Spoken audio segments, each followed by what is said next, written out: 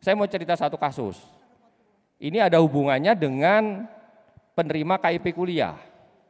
Ya. Ada seorang guru olahraga protes ke kami karena ada 2 orang siswanya di kelasnya dia gurunya, dia tahu betul, ya. Satu si A dan si B.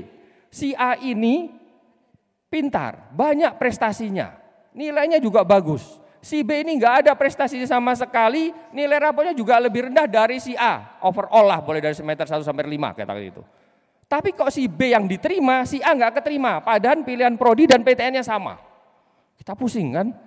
Wah, ini PTN bermain-main ini kan gitu kan, kita cek gitu kan. Ternyata si A ini lewat jalur KIPK. Si B enggak reguler. KIPK itu ada kuotanya. Ya. Enggak banyak Bapak Ibu kuotanya. Bahkan tahun kemarin malah berkurang lagi. Ini menjadi kasihan PTN kayaknya IPB juga kena kayaknya ya. Terima banyak ternyata yang dibiayai enggak sebanyak itu. Ya, IPB harus biayai akhirnya. Sehingga satu misalnya si yang A tadi itu ternyata ranking 21 dari 6 kuota untuk KIPK di prodi itu. Sedangkan si B banyak, dia rankingnya memang jauh banyak tapi tetap masuk di dalam kuota daya tampungnya. Jadi yang si B yang diterima, si A enggak diterima gitu loh. Ya, paham ya? Jadi KIPK itu setiap prodi ada kuotanya, enggak banyak. IPB berapa Bu Tami? KIPK itu? Total KIPK berapa IPB? 1.200 dari berapa ribuan? Sampai 6.000. Nah kan cuma 1.000-an dari 6.000. Ya kan artinya kan 1/6-nya dari semua prodi lah kira-kira gampangannya gitu. 1/6-nya gitu kan. Jadinya kan kecil ya kan. Nah, jadi tidak bisa dilihat apa adanya begitu, dilihat kasusnya juga. Baiklah teman-teman, untuk merespon video tadi saya ingin memberikan sedikit uraian data berkaitan dengan informasi hasil SNMPTN 2022 dan hasil SNBP 2023. Apakah dalam pengumuman hasil itu ada diskriminasi yang ditujukan untuk pelamar KIP kuliah, dan sekaligus ini untuk mengukur seberapa besar peluang pelamar KIP kuliah diterima di SNBP atau SNMPTN pada tahun-tahun sebelumnya. Kita cuplikan data di 2 tahun terakhir karena sistem aturan penerimaannya di tahun 2022 dan 2023 ini mirip atau sama, sedangkan aturan yang berlaku di tahun 2021 itu ada sedikit perbedaan aturan sehingga tidak kita tampilkan dalam video kali ini. Nah, kita baca saja hasil seleksi SNMPTN tahun 2022. Pendaftarnya 612.000, kemudian yang diterima 120.000. Dari data ini diperoleh hasil persentase keseluruhan yang diterima itu hanya 19,71 ya, 19,71% yang diterima. Sementara kalau kita bandingkan dengan total pelamar KIP kuliah 151.000, kemudian pelamar KIP kuliah yang keterima 35.000, persentase yang diterima dari pelamar KIP kuliah ini 23,48%. Artinya persentase ini di atas dari persentase secara keseluruhan yang hanya 19,71%. Kita bandingkan lagi dengan yang reguler ya. Total pelamar reguler di SNMPTN 2022 adalah 460.000, kemudian yang keterima hanya 85.000.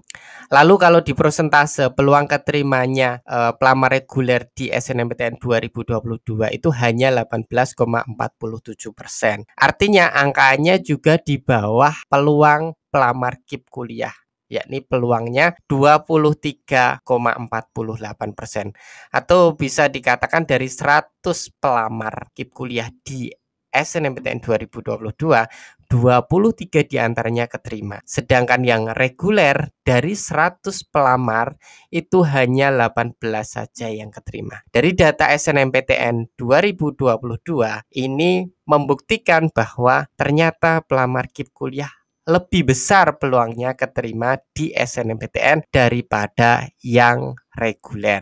Kita lanjut ke data SNBP 2023. Total pendaftar keseluruhannya 663.000, total diterima 143.000, persentase yang diterima 21,68%. Lalu kita bandingkan dengan data pelamar KIP kuliah yakni 191.000, kemudian yang diterima 44.000, persentase atau peluang pelamar KIP kuliah keterima di SNBP 2023 23%. Angkanya masih di atas peluang secara keseluruhan yang hanya 21%. Lalu kita bandingkan dengan yang reguler, pelamarnya 471.000, kemudian yang diterima 98.000. Persentase keterimanya berapa? Hanya 20,98%. Atau bisa dikatakan kalau dibulatkan 21% lah ya. Kalau kita bandingkan lagi antara KIP kuliah dan yang reguler, peluangnya masih besar yang KIP kuliah. Kalau yang KIP kuliah di tahun 2023 dari 100 pelamar itu 23-nya keterima, sedangkan yang reguler dari 100 pelamar hanya 21 yang keterima. Kalau kita bandingkan data 2 tahun terakhir ini, artinya tidak ada masalah dengan KIP kuliah. Tidak ada masalah dengan peluang pelamar KIP kuliah untuk keterima di SNBP. Angkanya masih tinggi kok. Persentase peluangnya masih lebih tinggi daripada persentase keterima pelamar reguler. Dari sisi prestasi, barangkali pelamar KIP kuliah prestasinya lebih baik sehingga peluang keterimanya lebih baik. Lalu kesimpulannya apa? Kesimpulannya saya lebih punya keyakinan bahwa KIP kuliah tidak punya peluang untuk mempengaruhi hasil SNBP. Jadi SNBP ini hanya jalur masuk saja, dan setelah keterima di SNBP nanti ada seleksi KIP kuliah lagi kok. Lagi pula kuota KIP kuliah itu belum diketahui masing-masing perguruan tinggi negeri ketika pengumuman SNBP disampaikan. Dari tahun ke tahun pengamatan kita, kuota KIP kuliah itu baru diketahui setelah pengumuman SNBP. Fixnya itu berapa, bahkan sampai dengan bulan Oktober, bulan November, kuota pastinya itu baru diketahui. Jadi kuota KIP kuliah itu masih fleksibel sepanjang tahun karena bisa jadi ada penambahan anggaran. Mendikbud masih berjuang ke DPR untuk minta tambahan anggaran dan lain sebagainya yang potensial menambah kuota KIP kuliah di pertengahan tahun atau di akhir tahun, kan seperti itu. Lalu berkaitan dengan apa yang disampaikan oleh Prof. Bekti bahwa ada kasus itu, ya kalau memang kasus itu ada, ya tentu harus dipertanyakan lagi kasus itu terjadi di berapa kampus. Di semua kampus kah atau hanya di satu kampus? Kalau hanya terjadi di satu kampus, jangan kemudian teman-teman tergiring satu wacana opini bahwa seolah-olah itu diadopsi seluruh perguruan tinggi negeri. Saya pikir pihak perguruan tinggi negeri juga tidak sebodoh itu kemudian menggunakan variabel KIP kuliah untuk menyatakan seorang pelamar SNBP keterima atau tidak keterima, gitu ya. Saya punya keyakinan bahwa mayoritas perguruan tinggi negeri tetap fair dan adil dalam memperlakukan pelamar KIP kuliah. Kalau semacam itu kebijakan yang diambil itu sama artinya dengan mendiskriminasi pelamar KIP kuliah. Sudah dari kalangan tidak mampu masih kemudian diberikan aturan-aturan yang memotong atau memangkas peluangnya untuk keterima di satu jalur seleksi masuk perguruan tinggi negeri. Sangat disayangkan, dan saya berharap panitia SNPMB menolak argumen untuk menggunakan KIP kuliah sebagai alat untuk menyatakan seorang pelamar itu bisa layak diterima SNBP atau tidak, karena argumen itu bisa dipatahkan. Yang pertama ya tadi bahwa kuota definitif KIP kuliah itu masih belum pasti sampai dengan pengumuman SNBP. Yang kedua adalah kuota KIP kuliah itu tidak dibagi per jurusan, melainkan Puslapdik membaginya itu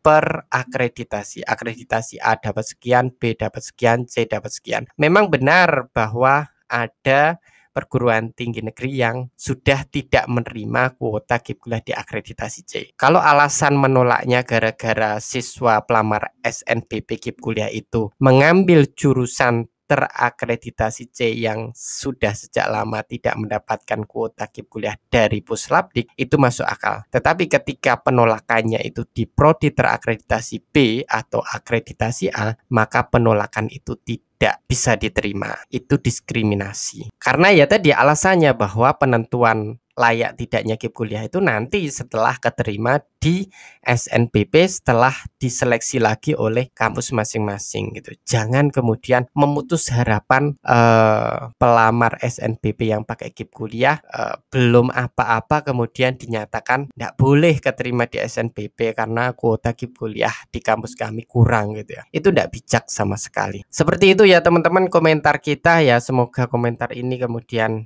bisa kalian jadikan pertimbangan. Terserah kalian menarik kesimpulan seperti apa. Yang pasti saya tidak sepakat dengan apa yang disampaikan oleh Prof. Bekti, dan saya masih punya keyakinan bahwa peluang teman-teman pelamar KIP kuliah untuk terima di SNBP terbuka lebar. Yang menjadi penentu kalian lolos di SNBP atau tidak ialah reputasi sekolah kalian, jejak alumni kalian, nilai rapot kalian, dan prestasi yang kalian miliki. Untuk KIP kuliahnya saya pikir tidak dilihat gitu ya, kalau kampusnya itu benar gitu ya dalam menetapkan kebijakan yang adil dan beradab. Sekian, semoga informasi ini bisa kalian cerna.